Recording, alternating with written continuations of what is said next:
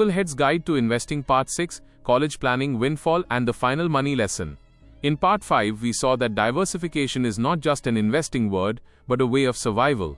Resting your entire future on one stock, one fund, one company, or one market prediction can be dangerous. We also understood that performance chasing and market timing give the investor the illusion of control. But many times, this very illusion stops compounding's quiet machine halfway. Now the final question stands in front. If the investor is diversified, keeps low costs, avoids market timing, is the story complete, or does the real test come when money collides with life's big moments? At 11 o'clock at night, a father was sitting in front of a laptop. On the screen, a child's college admission email was open, and looking at the fee structure below it, his breath became a little heavy.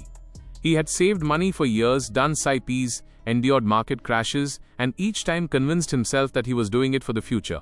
But now the future was standing right in front.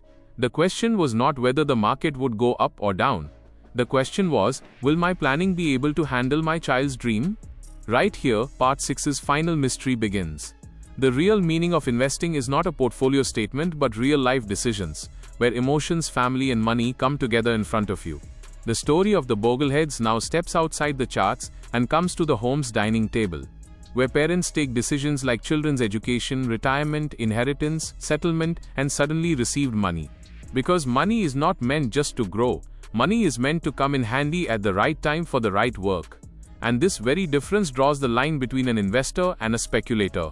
Long-term data often shows that higher education can increase earning capacity. College graduates many times earn more than high school graduates, but a degree by itself does not guarantee success. This is the reason that saving for children's education is not just an emotional goal, but a financial project too. In this, there is a dream, a cost, and a risk as well. If the child is small right now, time can be with you. You can start with growth-oriented investments, because the money can work for many years. But if college is 3 years away, that same aggressive strategy can become dangerous. The market will not behave looking at your child's fee deadline. Personal savings can be in the parent's name. The benefit of this is control and flexibility. Parents can decide when and how to use the money. Custodial accounts can also be a way where money is kept for the child's benefit. But understanding rules, control, and tax treatment is necessary. In a context like the US, options like 529 education savings plans are also there, but every plan is not perfect for every family. Rules, fees, and flexibility have to be understood. This is the Boglehead's practical wisdom. No single perfect plan. Perfect is only that which matches your goal, time frame, tax situation, and family reality. A toddler's education fund and a teenager's education fund cannot be the same. The definition of risk changes as soon as the time horizon changes. And if the goal is near term, the role of safety increases. Because the job of this money is not maximum return, but being available at the right time. Therefore, in college investing, asset allocation comes back once again. The balance of growth and safety should connect with the child's age and the timing of the fees. Part 5 taught us diversification. Now that same lesson applies to the education fund too. The child's future should not depend on one hot stock or trending sector. If a fund has been on top for the last 3 years, it does not mean that it will remain on top for the next 3 years too. The college deadline is more important than performance chasing. Market timing can be dangerous here as well. If fees are to be paid in the next semester, and you are thinking that you will wait until the market recovers, stress can increase. Therefore, smart planning means understanding money in buckets according to the goal. Short-term needs separate, long-term growth separate, emergency reserve separate. In education planning, factors like scholarships, grants, lower-cost colleges, and student debt matter too. Choosing merely an expensive college is not always the best investment. Because the real return of education does not come just from a brand name. Skills, discipline, network, field choice, and cost control are equally important. If a family takes on heavy debt in the name of education, the dream can turn into pressure. Therefore, along with emotions, numbers also have to be looked at. A parent's love can be unlimited, but the budget is not unlimited. And honest planning sometimes becomes the biggest family protection. Now the story comes to another emotional turn. Suppose money comes suddenly. A windfall like inheritance, business sale, insurance settlement, divorce settlement, retirement payout, or a lottery. Hearing windfall, people see happiness.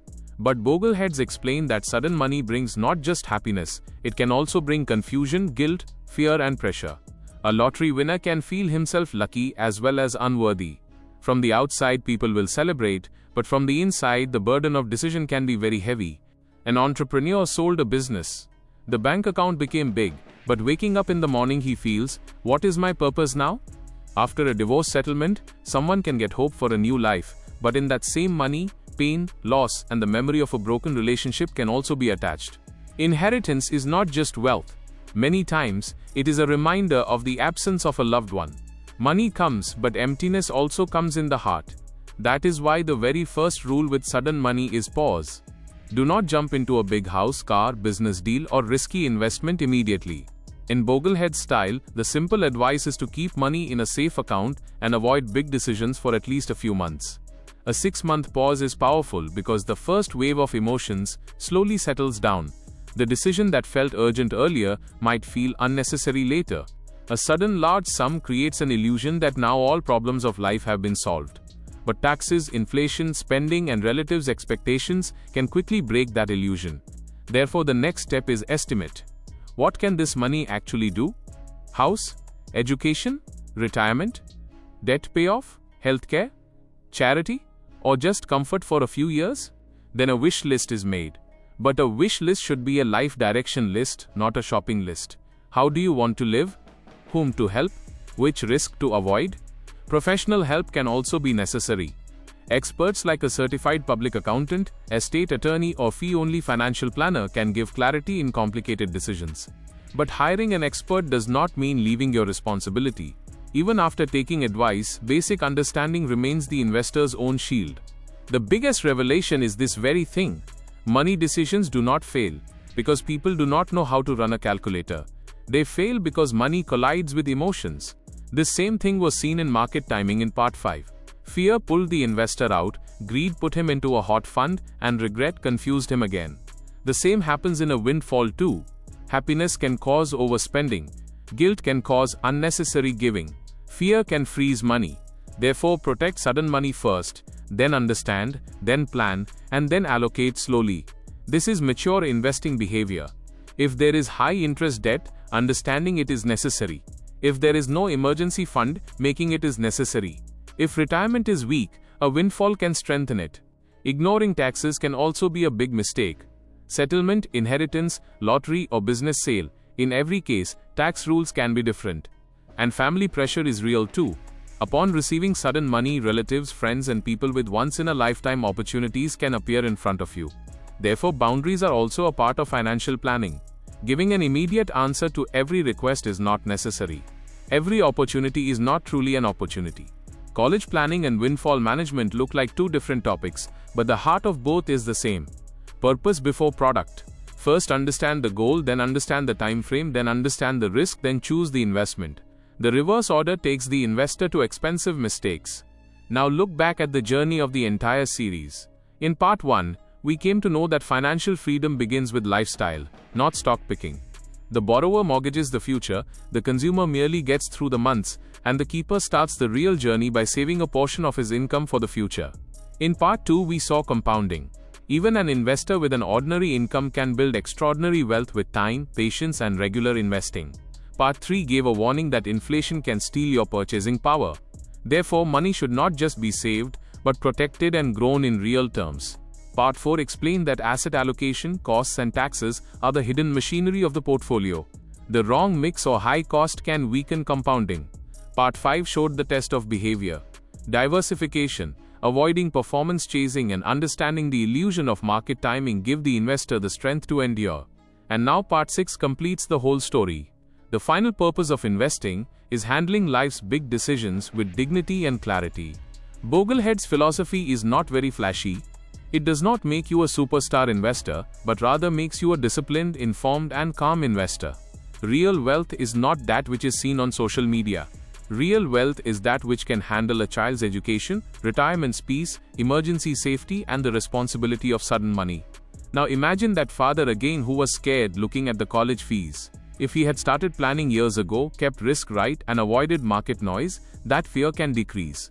Now imagine that person who received a sudden windfall. If he pauses, makes a plan, and does not sit emotions in the decision seat, money can become a blessing. In the end, the lesson of investing is very simple but not easy. Start early, invest regularly, diversify, keep costs low, understand taxes, and recognize emotions.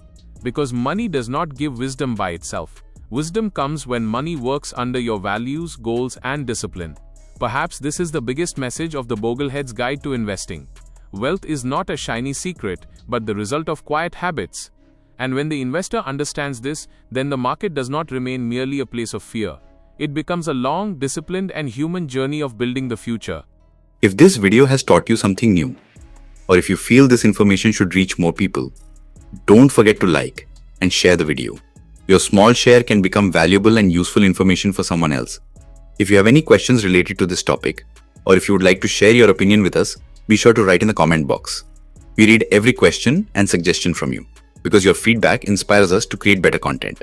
And if you want to keep receiving such interesting and reliable information about business, the economy, and the world in the future, then don't forget to subscribe to our channel GRT Business and also press the bell icon so that you get notifications of every new video directly. At GRT Business, we always strive to provide you with accurate, balanced, and reliable information. Our news and analysis are prepared based on information obtained from various news agencies, public sources, and public opinion. We make every effort to verify and validate each fact as much as possible. But in case of any possible error or dispute, the responsibility lies with the respective sources. Our only aim is to present you with a correct and trustworthy perspective so that you can understand any topic better.